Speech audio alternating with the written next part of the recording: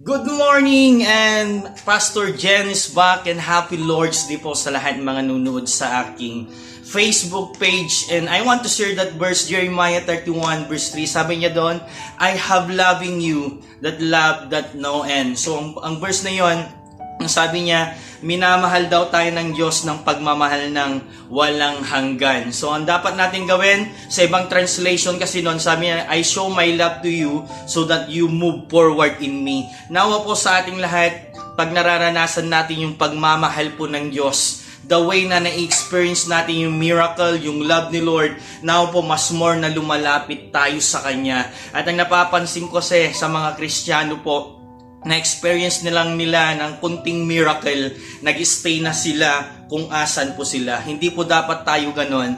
The way na na-experience po natin yung miracle, yung pagmamahal ng Diyos, yung kanyang kapangyarihan, mas more nag-move forward po tayo sa Kanya. Dahil kung nag-move forward po tayo sa Kanya, the more din mararanasan natin yung kakaibang pagmamahal, yung kakaibang pagkilos ng Diyos, at higit sa lahat, yung miracle na gusto nating maranasan sa Kanya. So yun po yung verse natin today, mahal ka ng Diyos ng pagmamahal na walang hanggan.